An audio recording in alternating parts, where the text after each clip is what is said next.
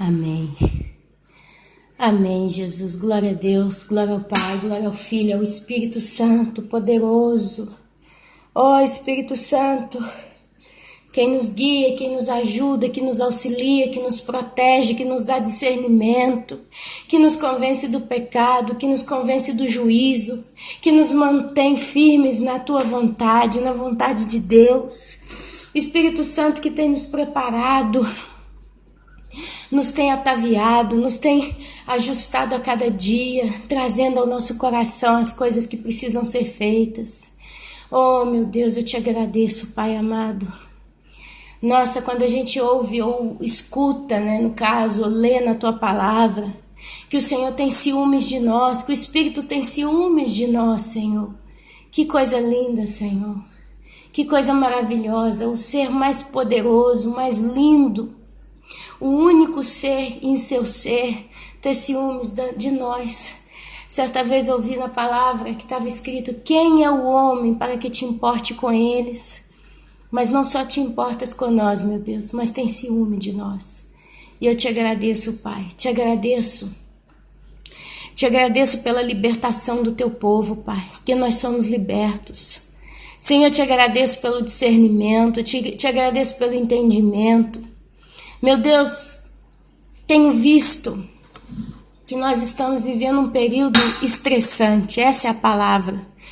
Eu vejo muita gente estressada, muitas das vezes eu também me sinto estressada, me sinto, como se diz, basta a gente observar certas coisas, basta a gente ver certas coisas, a gente tende a ficar um pouco em tensão. Muitas das vezes a gente se estressa preocupado com os irmãos, preocupado com os parentes, preocupado com alguém. Oh Senhor, mas Tu és o nosso bálsamo, Tu és a nossa cura, Tu és o nosso equilíbrio, Tu és a nossa razão, Tu és a nossa sanidade, Tu és a nossa consciência. O Senhor é maravilhoso, meu Deus. Eu cheguei num ponto que eu não consigo mais nem pensar no Senhor tanto, na pessoa de Jesus, porque meus olhos se enchem de lágrimas. Meu coração bate forte, de tanto que eu sou grata, feliz, emocionada. Dou bobeira, meu Pai, com o Senhor, dou bobeira, Senhor, contigo. Porque Tu és tanto, tanto. Quem és o homem para que te preocupe com eles? Mas o Senhor não só preocupa conosco, mas o Senhor tem ciúmes de nós. E como o Senhor tem tido zelo com cada um de nós, ó Deus, eu te agradeço. Senhor, coisa estranha, quando a gente levanta de manhã e vai fazer os nossos afazeres, sai, vai correndo daqui, correndo dali. E por um lapso de tempo, por um pouco de momento, um pequeno momento, a gente tende a conectar-se, a se concentrar naquelas atividades ali. Eu hoje, por exemplo, levantei, não queria levantar da cama por causa do sono, da preguiça. Tendo sonhos a noite inteira, levantei cansada, assim, um pouco estressada, já fui pegando os filhos, preparando para ir para a escola, os meninos também não queriam levantar. Acho que a mudança do tempo, a gente está entrando na primavera, então a mudança do clima também flui fisicamente em cada um de nós. E ali já fui correndo, preparando o café da manhã, vestindo um, vestindo o outro. Me lembrei porque sonhei que eu tinha que pagar uma boletinha de 5 euros. Estou tendo a alegria, meus irmãos, estou tendo a bênção de poder receber a Bíblia para crianças na minha casa. E brincando, são fascículos, pequenininhos.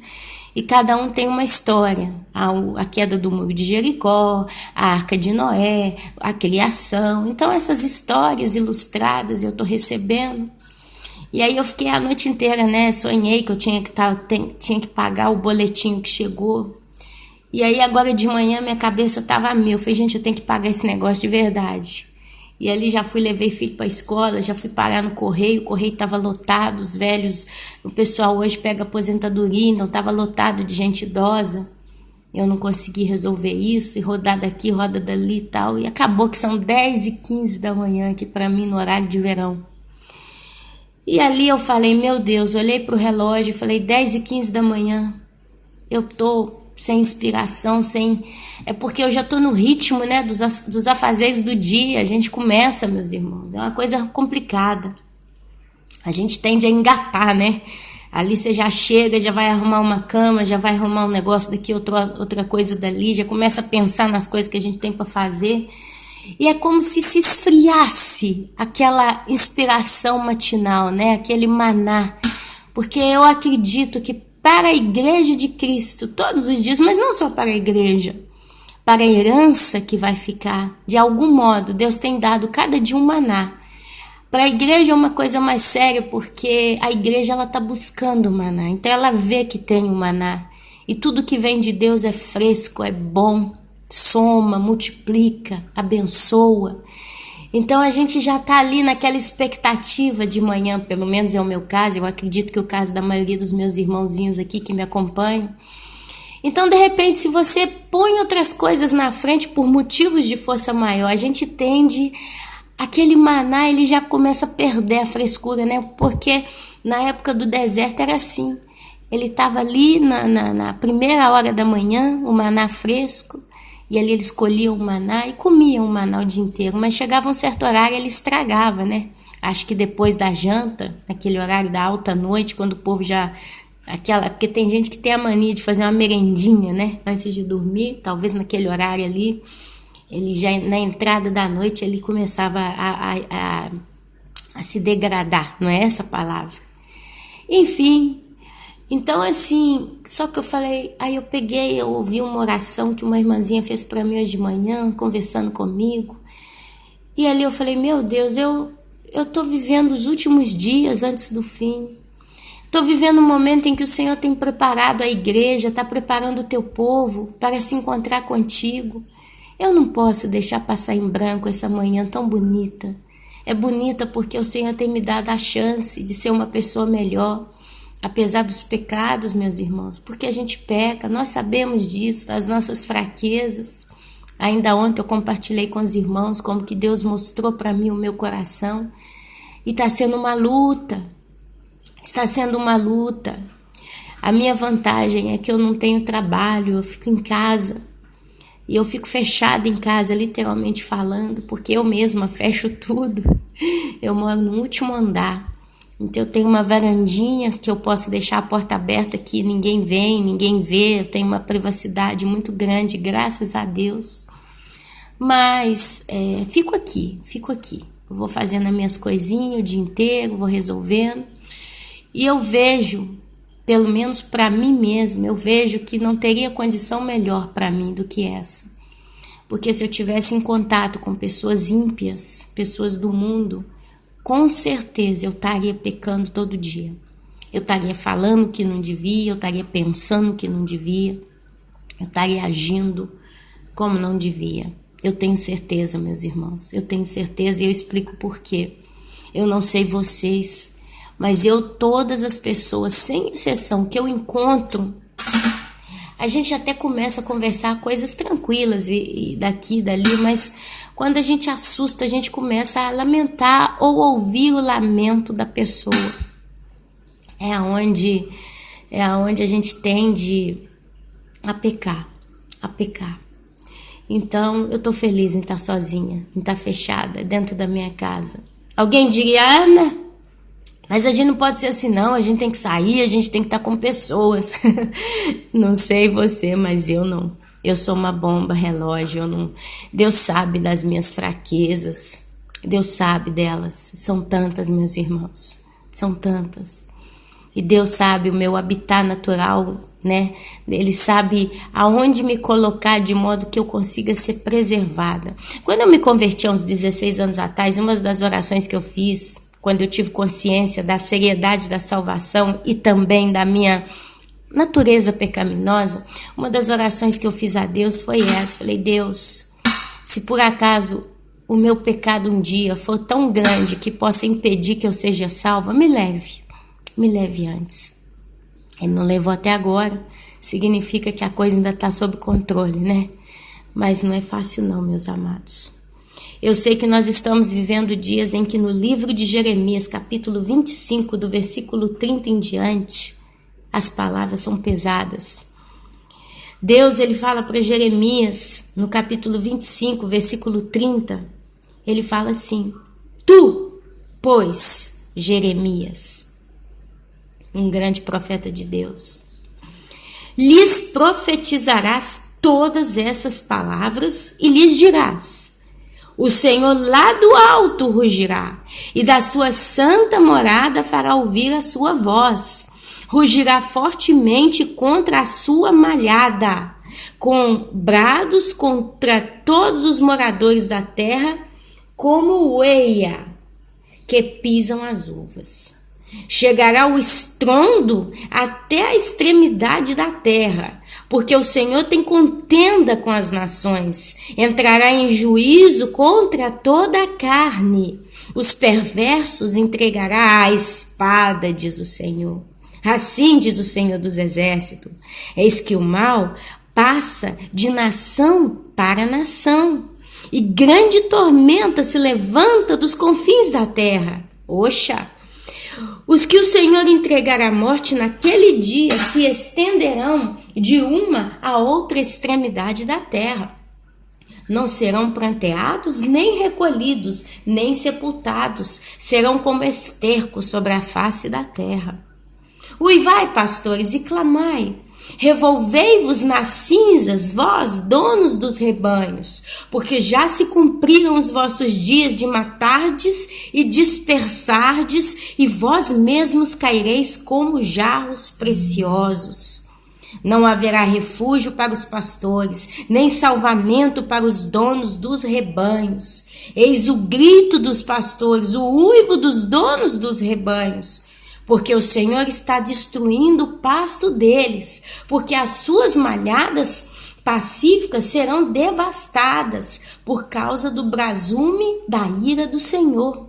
Saiu da sua morada como filho de leão, porque a terra deles foi posta em ruínas, por causa do furor da espada e por causa do brasume da ira do Senhor.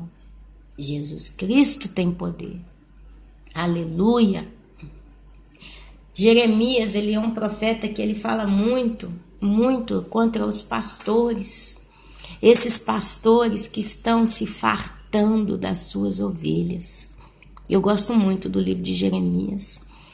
Em Jeremias você vai encontrar um momento em que Deus fala para Jeremias não orar mais pelo povo, porque era um povo mau. O livro de Jeremias, ele fala da realidade do pecado, da loucura, dos absurdos, das afrontas contra Deus. E fala da reação de Deus. Aqui, a que a gente leu aqui está falando que o Deus Todo-Poderoso vai levantar um estrondo que vai chegar até a extremidade da terra. Porque o Senhor tem contenda com as nações. Está falando com as nações. Na época de Jeremias não tinha a população global que tem nos dias de hoje. Então essa profecia não podia ser para a época de Jeremias, amados, mas é para a nossa época. Ontem meu marido, infelizmente, ele gosta de ver um programa que passa aqui na Itália. Não sei se passa mais no Brasil, para quem se lembra do tal do Caceta e Planeta. Era um programa de reportagem cômica. Então eles denunciavam tantas coisas através da comicidade, né? E ali também eles faziam algumas coisas que não tinha entrava nada. E aqui na Itália tem um que se chama Le Iene Show. E é um programa de reportagem que denuncia muita coisa.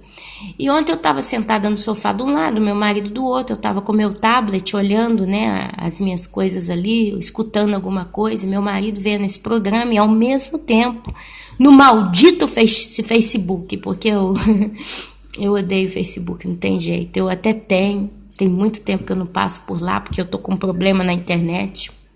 O meu é bendito. Tem muitos Facebooks, páginas de Facebooks abençoadas. Mas é uma coisa perigosa, que se a pessoa não toma cuidado, ela fica por conta, né? Então ele tava nessa coisa, né? A porcaria de lá e a porcaria de cá.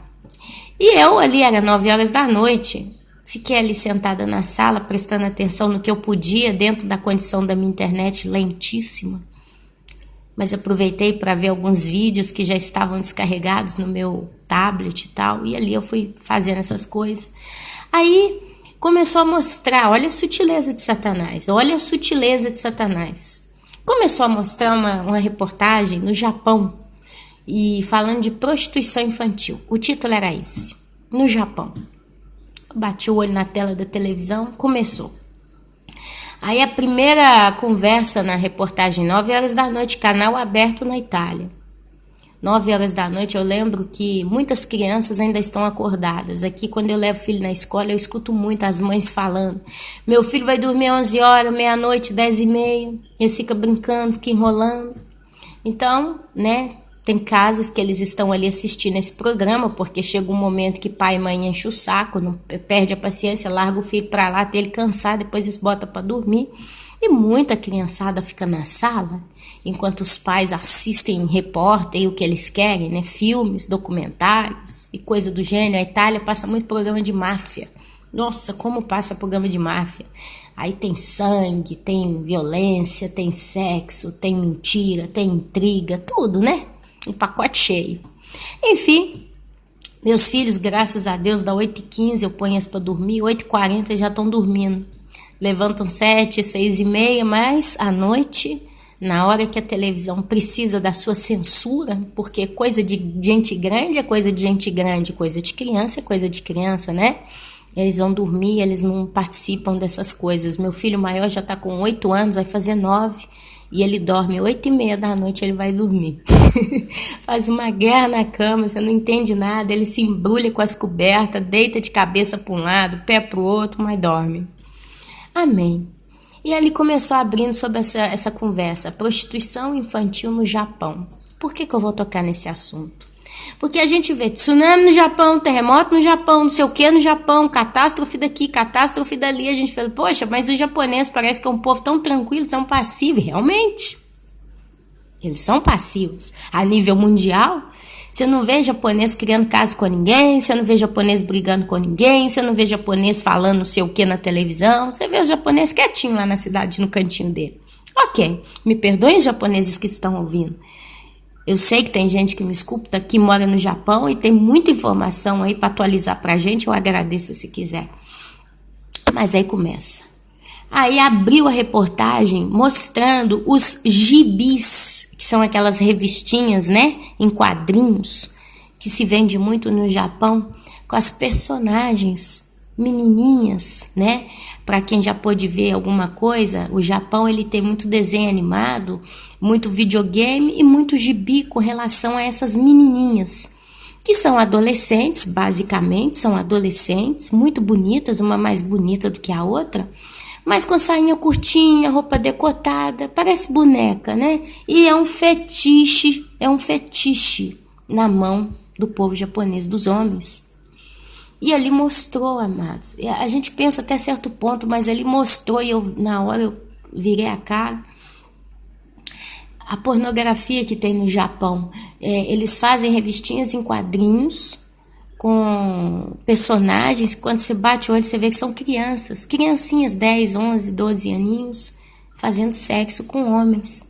Aí não mostrou cenas pesadas, mas mostrou uma parte do gibi, né, que mostrou enquadrar o rosto da personagem, que era uma menina, muito pequenininha mesmo, com a bochechinha vermelha, com os olhos descendo lágrima, e mostrou um homem em cima dela.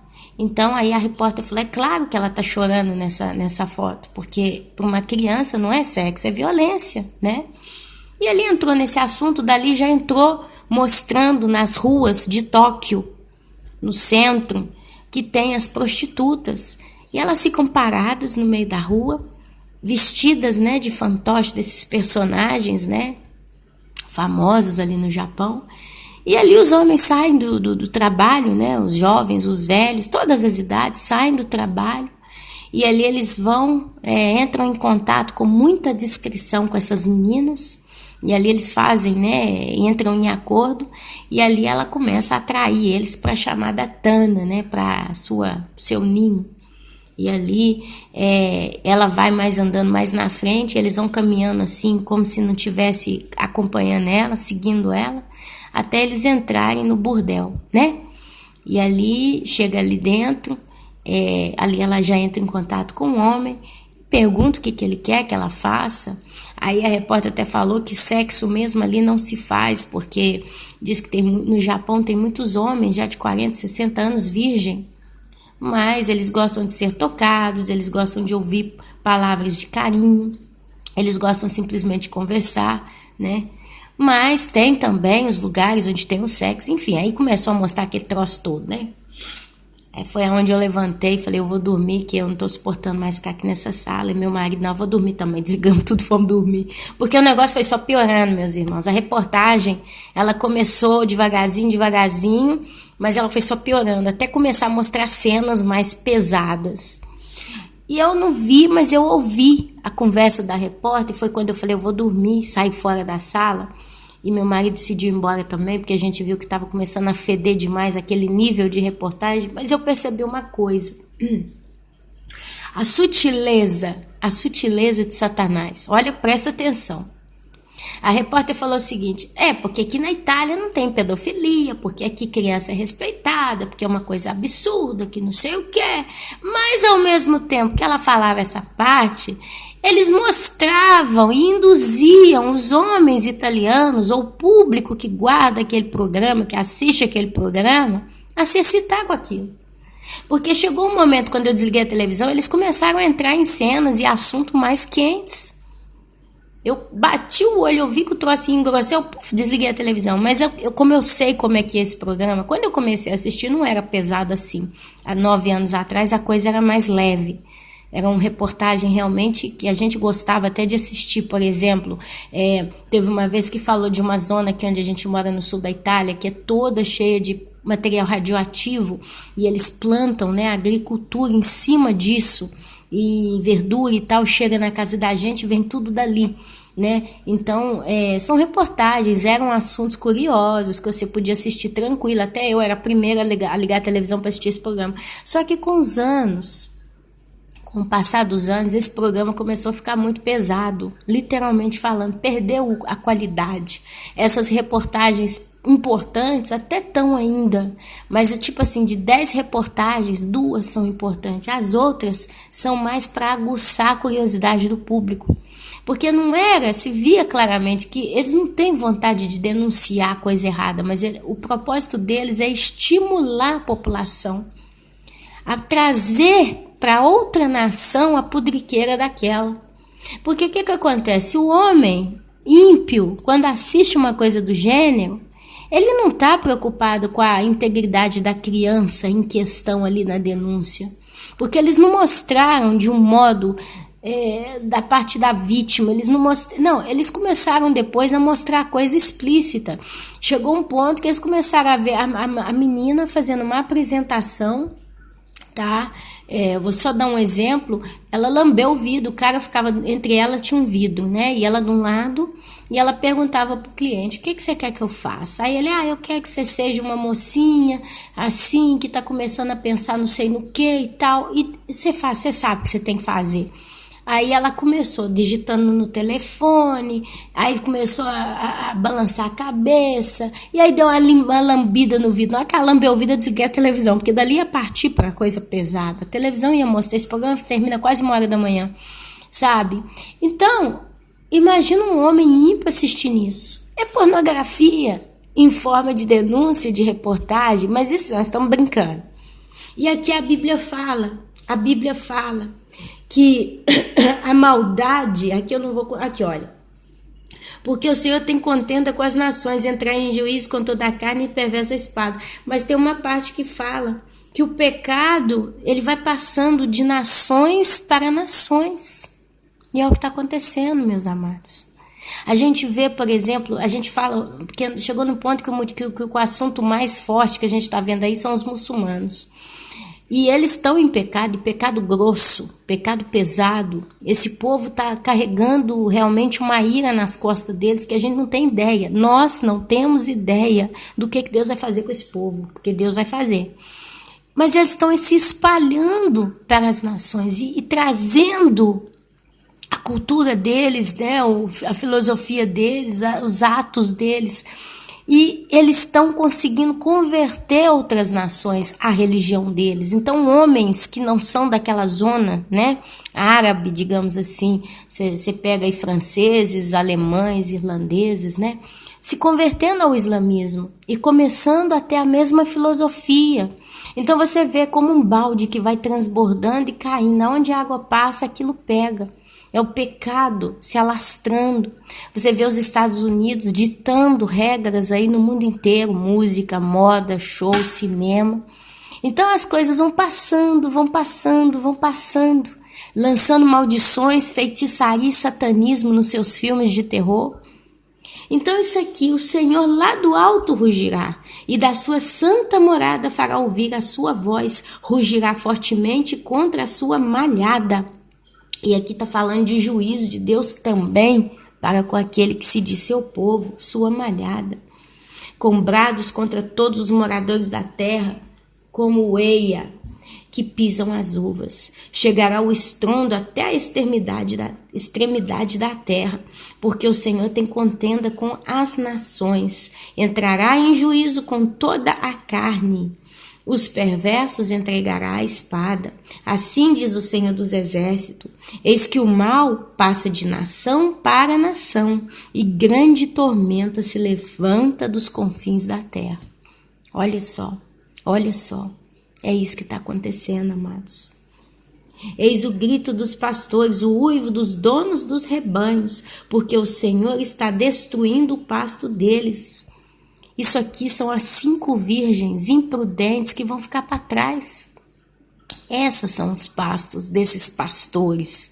Se você dá uma passeada pelo mundo afora, as igrejas estão abarrotadas de heresia.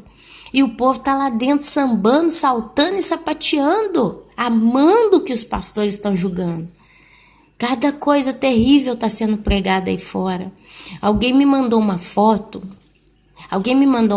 em uma igreja dita pentecostal, não me lembro qual denominação, e o pastor, sabe o que ele fez? Colocou um monte de Bíblia assim no corredor, né, no corredor central que leva para o púlpito, colocou um tanto de Bíblia aberta para o povo pisar em cima. E disse que, como é que é a conversa? Que pisaria, onde a gente pisa, a gente recebe bênção. Mas usou uma heresia, pegou um texto bíblico de algo que a gente tem que pisar para tomar por herança, por propriedade, alguma coisa assim. Então ele falou, então você pisa na Bíblia, porque aí você vai tomar tudo que está na Bíblia para você. Só que ele esqueceu que na Bíblia também tem juízo contra a apostasia, contra o pecado, contra o Espírito Santo. E o povo pisou, meus irmãos. O povo botou o pé na Santa Escritura. Quando eu ia na igreja, porque agora eu já não tenho ido há um bom tempo, mas quando eu ia, de vez em quando eu vou em uma que tem aqui, que ainda é normal. Mas quando eu ia, eu ouvia muito uma conversa de falar, pisa na cabeça do diabo. Quer dizer, o ato de pisar é um ato de humilhação, de dizer você está debaixo dos meus pés. Significa, eu comando, você é submisso a mim também. Quando a gente pisa, né? Pisa na cabeça do diabo. Hoje tem gente falando para pisar na Bíblia. Ah, meus irmãos, esse é o rebanho que Deus está falando. Esse é o rebanho que vai ficar na grande tribulação e Deus vai levantar juízo pesado. O que o Senhor entregar à morte naquele dia se estenderão de uma a outra extremidade da terra, porque é juízo global. Não serão pranteados nem recolhidos, porque todo mundo vai estar sofrendo, não vai ter como chorar por ninguém. Nem sepultados, serão como esterco sobre a face da terra. Uivai, pastores, e clamai, revolvei-vos na cinza, ou voltai-vos para a cinza, né? Prostrai-vos na cinza, vós, donos dos rebanhos, porque já se cumpriram os vossos dias de matardes e dispersardes. Significa que Deus ele tem um tempo até para isso. Deus ele deu um tempo para esses pastores aqui matar e dispersar, porque é o que eles têm feito. E vós mesmos caireis como jarros preciosos, porque é o que eles são. Hoje eles são preciosos no meio desses rebanhos. São figurões, são aqueles que tudo que eles falam, o povo acredita, aceita e bate palma. O povo está se matando. O povo está indo para igrejas para se suicidar, literalmente por causa desses falsos pastores. E a Bíblia fala que eles vão cair como jarros preciosos, que não haverá refúgio para eles, para esses pastores. nem salvamento para os donos dos rebanhos. Não tem chance. Esse povo vai morrer. Eis o grito dos pastores, eles vão entrar em desespero, amados. É por isso que é perigoso, meus queridos. A pessoa está em pecado. É por isso que está perigoso. Você não está lendo a palavra de Deus, você está aprendendo diretamente com o Espírito Santo. E está dando ideia para esse bando de gente que fala. Sabe, é uma coisa que eu sempre disse, eu repito, tem um bom tempo que eu não falo nesse canal.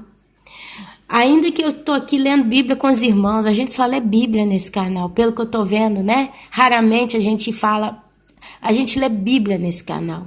A gente fala em cima da palavra de Deus, mas é uma coisa que eu falo. Jeremias capítulo 25, versículo 30 até o 38. Leia depois, sozinho, depois que você desligar o YouTube, leia.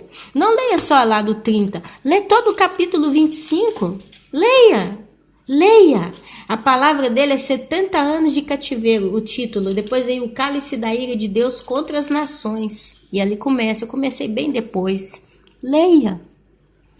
Não fique só na conversa da Ana Paula, não, porque a Ana Paula é humana. A Ana Paula é falha, a Ana Paula é fraca, a Ana Paula não fez escola nem de teologia.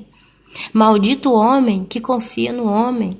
Eu não estou aqui para vangloriar, eu sei, eu estou falando, a minha palavra é a última. Não sei aqui, mas eu imagino que a maioria que acompanha o canal observou que ontem eu publiquei um vídeo de Gog e Magog, né? Do pastor Jefferson, um homem de Deus também. E ele fala que a Rússia não é Gog, não tem nada a ver, que a Rússia não tem base bíblica para ela ser. E já tem um outro pastor que fala que a Rússia é Roche. E aí ele estudou, buscou, pesquisou e descobriu a Rússia. Eu tenho os 2 vídeos no meu canal publicado. Mas sabe o que acontece? Ontem eu coloquei esse do pastor Jefferson, porque quando eu escutei, eu senti paz no meu coração e o que ele fala tem muito sentido. Mas seja A, seja B, Rússia seja ou não Gog, né? Seja ou não seja, a igreja não vai estar aqui para ver. E não interessa se é, porque não muda, porque o juízo que esse Gog vai ter que levar contra Israel, ele vai levar, sabe? Então o que acontece, meus amados? A gente precisa ter o nosso particular com Deus. É uma coisa que a Bíblia ela é a nossa lâmpada, ela é a nossa revelação, a sabedoria. Infelizmente, tem gente que de vez em quando me escreve certas coisas que não tem nada a ver com a Bíblia, não está na Bíblia. A Bíblia não fala sobre isso. E tem gente que fala, não sei o que, puf, muda. Vai ler a Bíblia, amada. Vai ler a Bíblia, amado. Porque é daqui que você tem base. Se aqui te dá base para o que você escuta, glória a Deus. Mas se aqui te dá base, não te dá base para o que você escuta, sai fora. Corre, foge das heresias. Satanás, ele é prudente, ele é astuto. Ele sabe que o povo que está esperando o arrebatamento não acredita em toda carochinha. Ele sabe que você que está aí me ouvindo, você não vai numa Deus é Amor, você não vai numa igreja de Dom Valdomiro Santiago, você não vai ligar a televisão para ouvir que sabe o quê. Ele sabe, porque ele sabe que você já entendeu que esses pastores, eles estão com o nome sujo no mercado espiritual, digamos assim. Opa, então, ali não adianta. Eu não vou conseguir ganhar essa alma para o inferno numa das igrejas, no sistema apóstata. Ele sabe. Aí o que ele faz, meus irmãos? Ele observa a sua vida. É assim que Satanás age. Ele é astuto. Ele observa a sua vida. Satanás, ele só não conseguiu vencer Jesus no deserto porque foi com a palavra de Deus que Jesus venceu a Satanás. Todas as vezes que ele tentou Jesus, Jesus respondeu ele na palavra. E ele não teve argumento. E olha, ele foi na palavra contra Jesus. Mas Jesus tinha a resposta, a base que desmanchava o efeito do poder da palavra que Satanás estava lançando contra ele. Mas imagina se Jesus não conhecesse a palavra. Imagina, não tem como imaginar, mas só para a gente ter uma ideia. Imagine se Jesus não conhecesse a palavra. Como que ele ia se defender de Satanás? Porque Satanás vem na palavra também. Então a gente precisa ter o texto, contexto, entendimento, e é só Deus quem nos ensina. A Bíblia fala claramente que é o Espírito Santo quem nos ensina as coisas de Deus. Não é a Ana Paula, não é o Paulo Júnior, não é o Hernani Santos, não é pessoa A, B ou C. É o Espírito Santo. É Ele. É Ele que depois que você escuta alguma coisa por aí, te dá a condição de você ter base. Isso aqui, isso aqui, isso aqui tem harmonia ou não com o que você ouviu. Por isso, Satanás, o que ele faz? Opa, aquela pessoa, ele não vai na igreja, eu não vou ganhar ele na igreja, não vai fazer campanha, não vai fazer nada. Agora, então, vamos observar como é que ele está vivendo. Mas não está nem pecando, não prostitui, não adultera, não rouba, não mente, não isso, não aquilo, está até orando. Mas agora, então, o que eu vou fazer? Vamos observar o que essa pessoa gosta de ver, o que ela está fazendo na mente dela. Aí ele começa a observar. Esses que estão atrás de tudo de Deus, mas estão se alimentando só da internet e não fazem na sua prática pessoal a busca.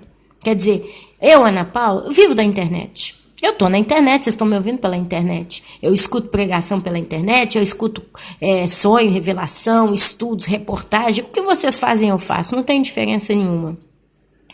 Mas eu tenho meu particular com Deus. Eu pego a minha Bíblia, eu leio, eu olho, igual nós estamos lendo aqui agora. Eu não estou falando da minha cabeça, eu estou lendo na palavra. E eu estou aqui tentando conhecer a palavra o máximo possível. Então é difícil a Ana Paula escutar uma besteira e cair na primeira, na segunda ou na terceira.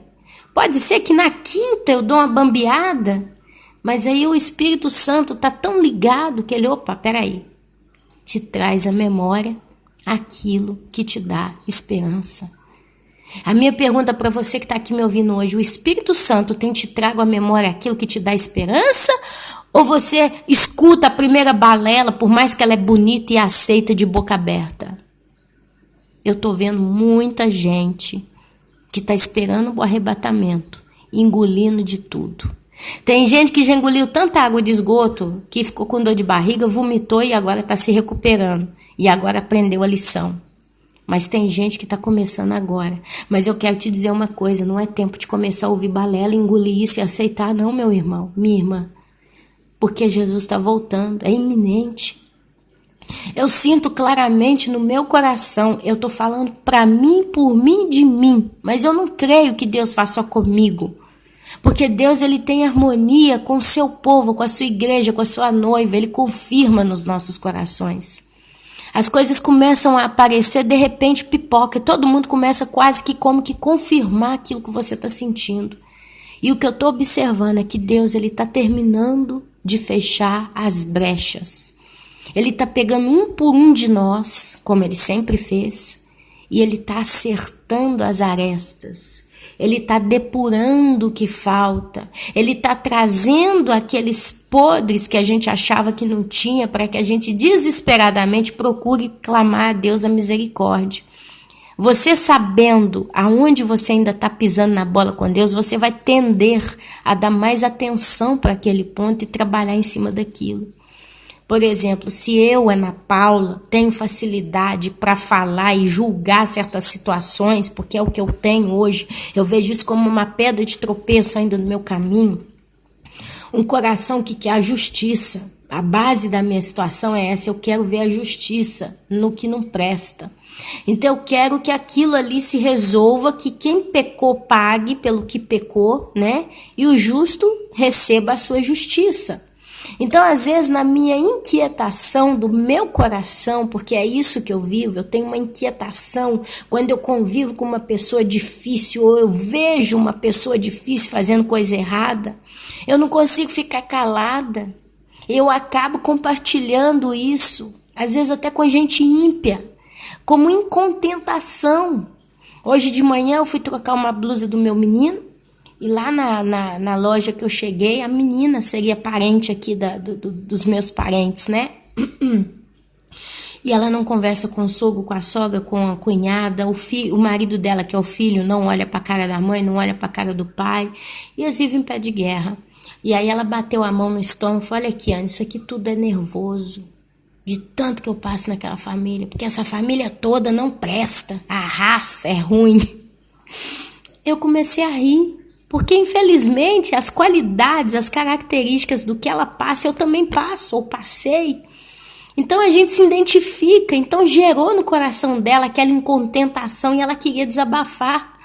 E ali eu também comecei a ficar esquentando, né? Eu também quero desabafar. Então, sabe, são situações que a gente sofre porque eu não quero viver isso, eu não quero isso na minha vida. Eu não quero. Eu quero estar longe de tudo que não presta, eu quero estar longe das coisas que são erradas. Porque eu sei que se eu estou pouco junto, eu começo a reclamar, eu começo a esfogar isso. E Jesus está voltando, meus doces amados irmãos. É tempo da gente correr mesmo. Eu cheguei à conclusão que eu tenho que correr. Eu, Ana Paula, tenho que correr do que não presta. Eu tenho que correr. Eu tenho que começar a tampar meus ouvidos e desesperadamente correr, esperando a misericórdia de Deus e me guardar. Porque por mim mesma, de mim mesma, eu não quero mais. Não posso ficar nisso, mas eu tô. Porque a gente está imersos no mundo que jaz no maligno. E as pessoas são más. Até as pessoas ímpias estão vivendo a maldade dos outros. A incontentação, as injustiças. O mundo, na realidade, ele está transbordando de injustiça. Se você hoje perdoa o ímpio, porque a palavra de ordem que Deus nos deu é amar o próximo como a ti mesmo. A palavra de Deus é perdoar 70 vezes 7. A palavra de Deus é se aquele te obriga a caminhar 1 quilômetro, caminha 2. E por aí vai. Mas nós chegamos num ponto de injustiça tão forte que você perdoa, porque nós perdoamos. A gente vive de perdoar, em perdoar, em perdoar, em perdoar. Como que eu sei que eu perdoei? Porque eu consigo olhar nos olhos da pessoa que me fez o mal, eu consigo sentar na mesma mesa que ela, eu consigo fazer um sorriso sincero, eu consigo ouvi-la e conversar com essa pessoa. Se eu tenho que ir na casa dela numa festa, numa ocasião especial, eu vou de coração disponível, eu não estou chegando ali, né, atacado, já querendo brigar, eu consigo viver em paz com essa pessoa. Então eu acredito que eu perdoei. Só que sem querer, a gente tende a viver na retaguarda. Porque a qualquer momento essa pessoa te pisa no calo de novo. É assim que tá. Essa é a realidade do mundo. Não é mais um tempo em que você perdoava uma pessoa ou alguém te perdoava e acabava o problema e você vivia em paz com essa pessoa. Porque eu me lembro de histórias assim. Mas hoje você perdoa, porque como cristão você fala, Deus, eu estou fazendo por ti. Quantas vezes eu falo isso aqui? Semana passada mesmo, eu falei, Deus, nessa coisa aqui que eu tô vivendo agora, eu vou dar o braço a torcer por o Senhor, pelo Senhor, porque se for por mim mesmo, não. E ali eu fui, pus o rabo entre as pernas, desculpa a expressão vulgar, mas é a realidade, que é o meu orgulho ferido e a minha razão, porque a tendência minha é querer que a pessoa entenda que ela tá errada naquela situação, não eu, e ela então reconheça isso, mas não acontece, não adianta, eu já perdi a esperança. É onde eu tenho que pôr o meu rabinho entre as pernas e dar o braço a torcer. E a gente vive nessa. E não é Ana Paula, não é só eu que vivo assim. Todos nós. Cada um na sua arena dos leões. Mas cada um tem algo em comum. A gente tem perdoado e suportado e procurado conviver da melhor forma possível com os nossos, entre parênteses, inimigos. Porque se não é amigo de Deus, é inimigo. Se não é por Deus, é contra Deus. E se você se diz noiva de Cristo, que realmente está se preparando, você está com Deus, a pró de Deus. E quem está contra Deus também está contra você. E são nossos inimigos espirituais. Alguém me diria, Ana, a nossa luta não é nem contra a carne, nem contra sangue, mas contra os principados e potestades. Sim, mas também a gente precisa saber não assentar na roda dos escarnecedores. Se o homem não tivesse culpa, se o homem não fosse mau, se o homem não tivesse desejo de ser mau e pecador no coração, Jesus não teria morrido na cruz. Se a nossa luta, literalmente falando, não fosse só contra a carne e sangue, né? Mas contra os principados e potestades, por que Jesus morreu na cruz? Por que Deus fala do coração rebelde? Por que Deus fala do duro de coração? Porque Jesus chegou a chamar fariseu de raça de víboras. Porque o ser humano, se não está com Deus, é inimigo de Deus. A Bíblia fala, você não pode servir a dois senhores. Não pode uma fonte jorrar dois tipos de água, ou é salgado ou doce. A nossa luta não é contra a carne nem contra sangue, mas contra os principados e potestades, contra os espíritos imundos. Mas se eles estão agindo na vida de alguém, é porque esse alguém deu espaço para eles agir. Porque essas pessoas amam as bandejas que Satanás coloca nas mãos delas. Eles amam. O orgulho toma conta. A arrogância, a prepotência, etc. A comiseração, dó de si mesmo. Então, meus amados, a nossa luta é até contra nós mesmos no final de tudo isso. É onde a gente recebe a palavra de Deus que diz que nós temos que ser santos como Ele foi. A palavra de Deus fala também ser forte, ser corajoso, ser perseverante, haja esperança. Significa que nós estamos vivendo num mundo que jaz no maligno. E aqui está falando: uivai, pastores, e clamai, e revolvei-vos na cinza, vós donos de rebanhos, porque já se cumpriu os vossos dias de matardes e dispersados. Quem está matando aqui não é principado nem potestade, são os pastores. Eles estão matando esses rebanhos. Eles estão dispersando esses rebanhos. Então não adianta sentar na roda dos escarnecedores. É por isso que eu corro. Eu, para sair de casa de coração nesses últimos dias, eu estou fazendo fatiga. Eu estou com medo de sair de casa. Porque eu não sei o que eu vou encontrar na minha frente, o que vai aparecer, com quem que eu vou ter que falar. Gosto quando eu saio rápido, tenho que ir num lugar e basta. Amava quando eu morava em Belo Horizonte, uma capital. Porque cada dia eu podia ir num lugar diferente, ninguém me conhecia, então eu não era obrigada a conversar tanto com ninguém. Um sorriso, uma simpatia, mas nada além disso. Mas quando você conhece pessoas e você, querendo ou não, tem que frequentar esses lugares com essas pessoas, a tendência é você começar a falar o que não deve. É o meu espinho, é o meu problema. Talvez é de todos nós, não sei. Está nas mãos de Deus, é a minha esperança. Então eu estou assim. Jesus está voltando, meus amados. Jesus está voltando. E Deus vai derramar o furor da ira dele sobre os pecadores. Para concluir, eu quero ler o Salmo 141, de título Oração Vespertina, que eu não sei o que significa essa palavra, nem vou procurar, por santificação e proteção. Salmo de Davi. Senhor, a ti eu clamo, dá pressa em me acudir. Inclina os ouvidos à minha voz quando te invoco.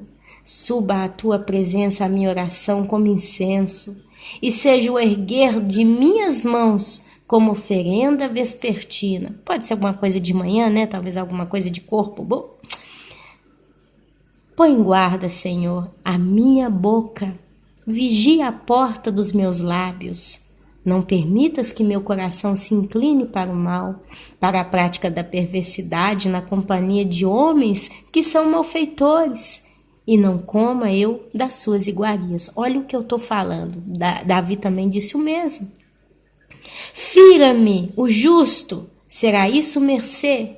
Repreenda-me, será como óleo sobre a minha cabeça, a qual não há de rejeitá-lo. Repreenda-me, olha só. Continuarei a orar enquanto os perversos praticam a maldade. Os seus juízes serão precipitados bem abaixo, mas ouvirão as minhas palavras que são agradáveis. Ainda que sejam espalhados os meus ossos à boca da sepultura, quando se lavra e sulcra a terra. Pois em ti, Senhor Deus, estão fitos os meus olhos. Pois em ti, Senhor Deus, estão fitos os meus olhos. Quer dizer, Davi não tirava os olhos de Deus. Em ti confio, não desampares a minha alma. Centro dos meus sentimentos, irmãos, a nossa alma é o centro dos nossos sentimentos, das nossas intenções, dos nossos desejos. Guarda-me dos laços que me armaram. Guarda-me dos laços que me armaram e das armadilhas dos que praticam iniquidade. Caiam os ímpios nas suas próprias redes, enquanto eu, nesse meio tempo, me salve, incólume. Amém, Jesus. Aleluia. É um salmo tão pequenininho, mas que respalda tudo que foi falado aqui nesse vídeo de hoje. Nós temos que clamar a Deus, irmãos, nesses últimos dias. Nós temos que pedir a Deus para se apressar e nos acudir. Pedir a Deus que incline os ouvidos dele às nossas vozes quando nós o invocamos. Nós temos que pedir que suba a presença, a nossa oração como incenso, e seja o erguer das nossas mãos como oferenda vespertina. Nós temos que clamar a Deus para colocar guarda na nossa boca, vigiar a porta dos nossos lábios.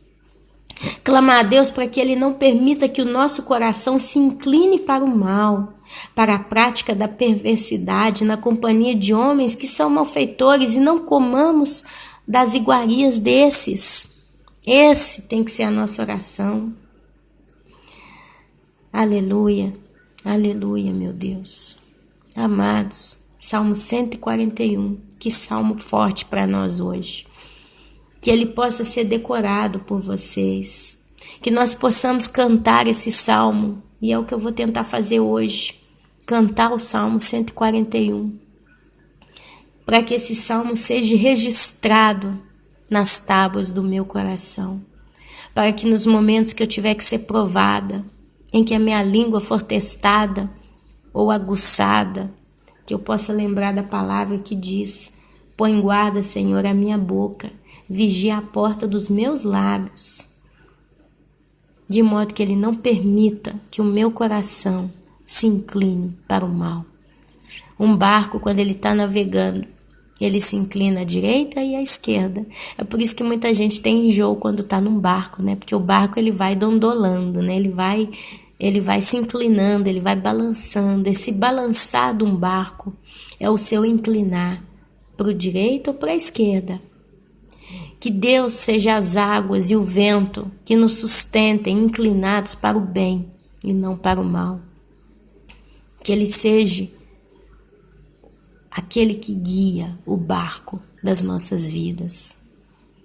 E que Ele possa pôr realmente vigiar a porta dos nossos lábios e guardar nossa boca. Porque o que sai da nossa boca pode abençoar ou amaldiçoar. Tenho observado casos assim, pessoas sofrendo anos e anos e anos, com dores, com problemas, por causa de maldição que foi lançado na vida delas. E não é uma ou duas pessoas, não.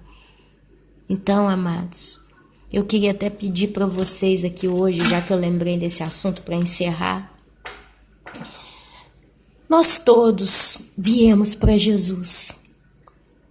Antes que nós viéssemos para Jesus, nós vivemos situações, cada um a sua.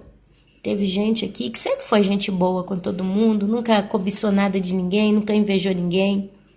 Mas infelizmente pode ter gente que está aqui me ouvindo, que agora veio para Jesus e Deus fez nova a sua vida.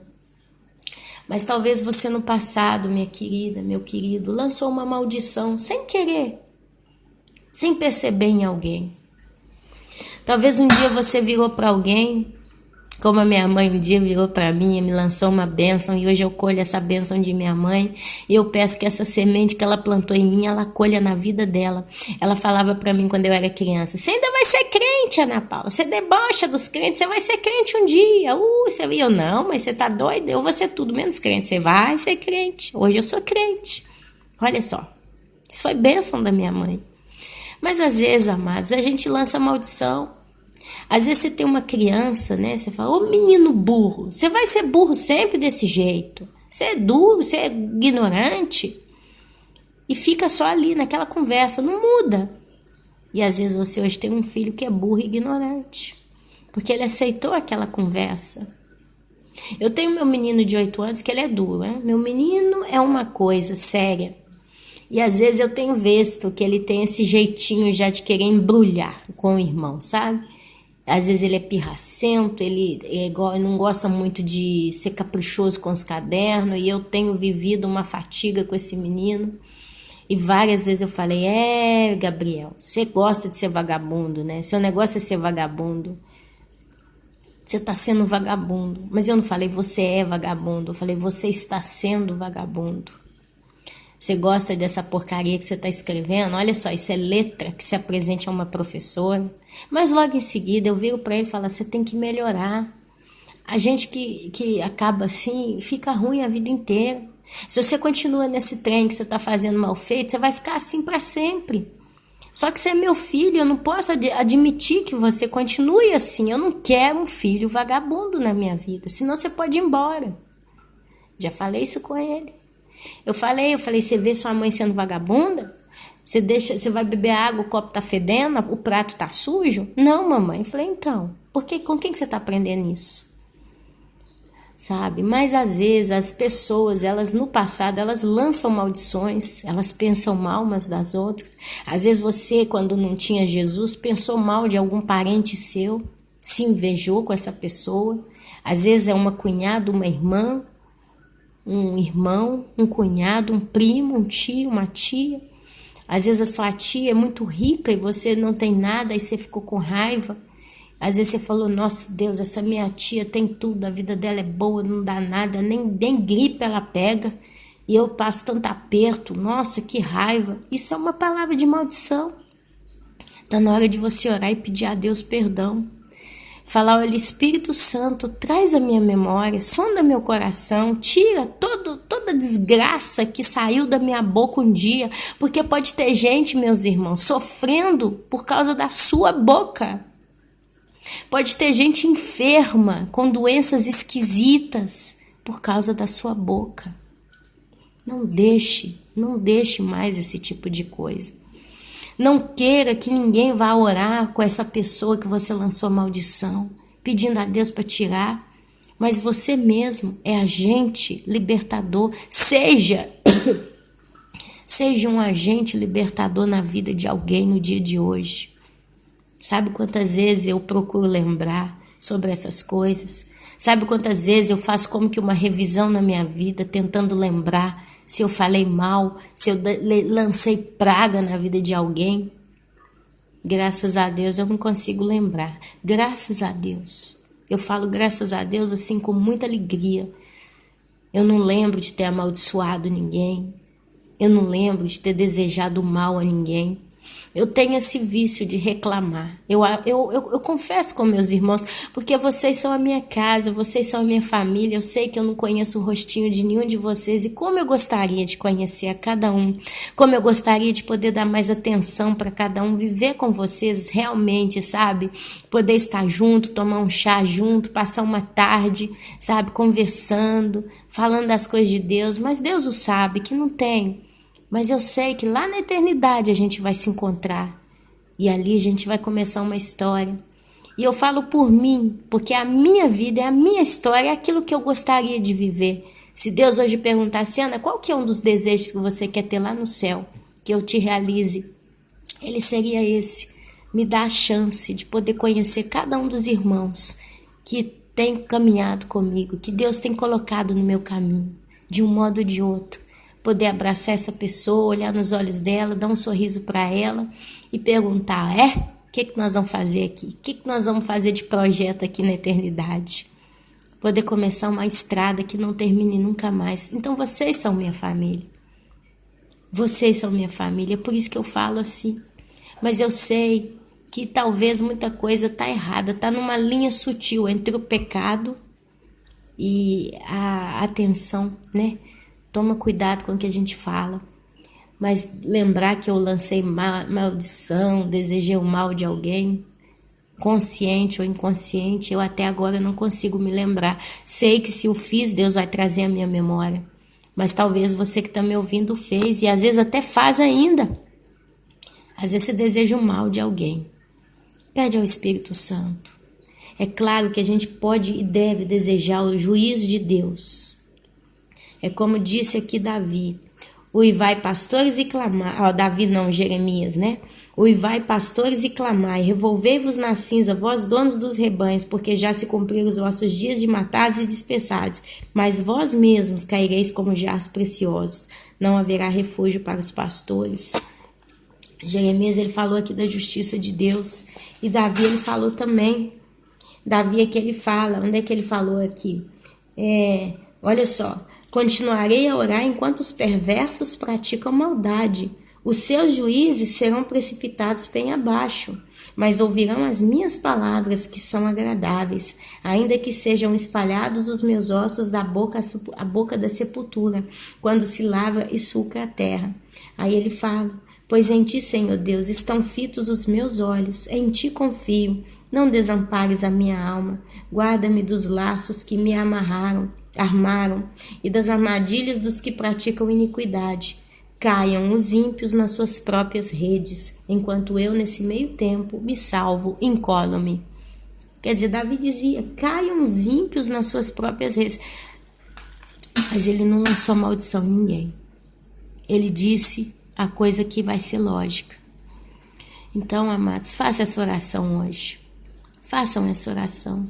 Fala, Senhor Deus, se eu tenho lançado maldição em alguém, se eu lancei alguma coisa, se alguém está sofrendo por causa de alguma palavra que eu proferi no passado, me perdoa, em nome de Jesus. E eu mesmo anulo agora, no reino espiritual, toda palavra de maldição que eu possa ter lançado, toda inveja, toda vez que eu levantei os meus olhos e cobicei alguma coisa de pessoa A, B ou C, ou de alguém que me circunda ou me circundou.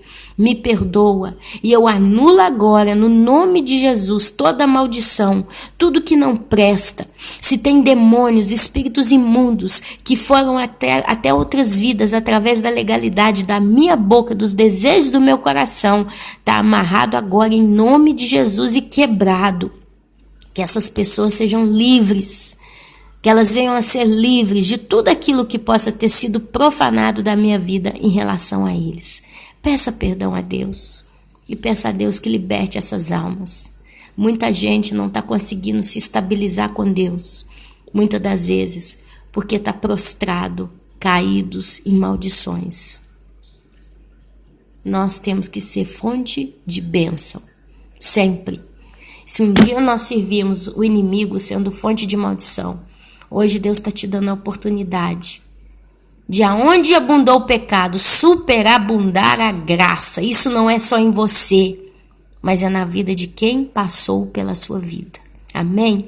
Amados, que o Senhor Jesus possa estar abençoando vocês com entendimento, com discernimento, que Ele possa estar revelando para vocês as coisas ocultas no teu coração, porque quando a gente sabe onde está o erro, o defeito, a gente tende a vigiar mais em cima daquela área.